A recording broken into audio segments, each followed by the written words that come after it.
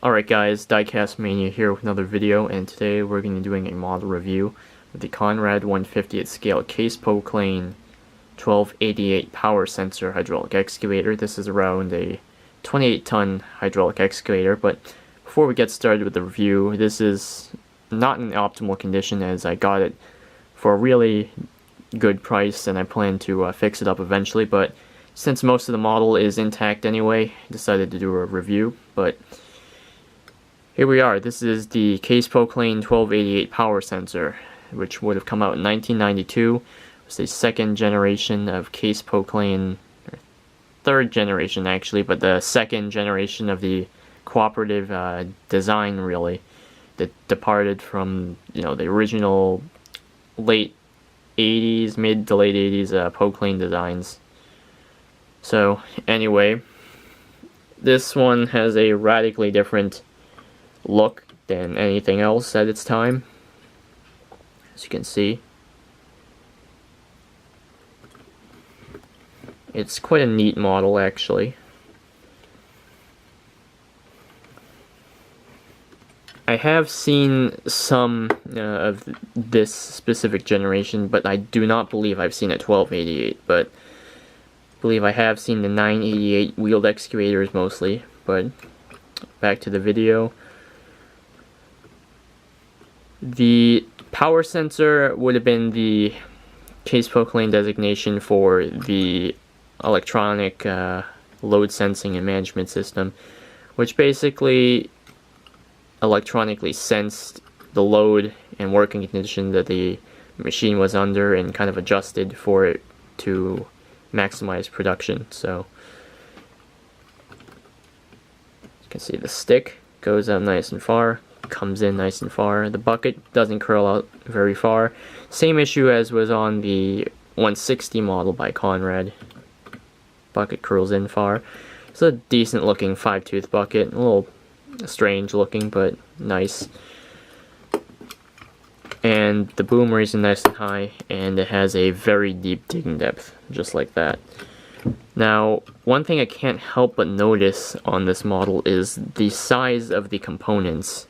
They are very undersized, and if it was a real machine, it looks like it would be quite brittle or break under a certain stress. I mean, just look at the boom mount and tell me that that doesn't look thin or lightly built. But from what I hear, they were decent machines, but if you put them through a lot, I would bet that they would crack, no doubt, as I believe the bottom boom sections were cast steel.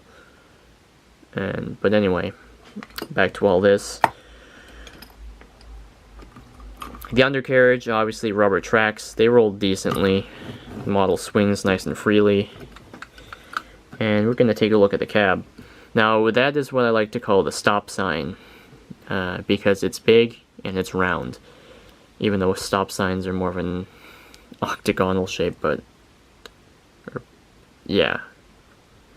So anyway, reason why, it's big, it's red, and when it's down, that means the machine is in working mode, and when it's up, that means the hydraulic lock is enabled and the machine is unable to activate any of the hydraulic features. So in case, say, the lever was accidentally bumped on the way out of the cab, nothing would happen. It's pretty much like a safety precaution. So they did a earlier version which the cab was some weird yellow, and so was the whole machine, but anyway. And up on the top, there's this silvery walkway down the middle, and some points leading from what I think is the hydraulic reservoir. But the exhaust and air intake, those are metal, which is decent. And yeah, that's more of the odd styling on this. These never really piqued my interest. They looked a little bit odd, but picked this one up as it was a good price.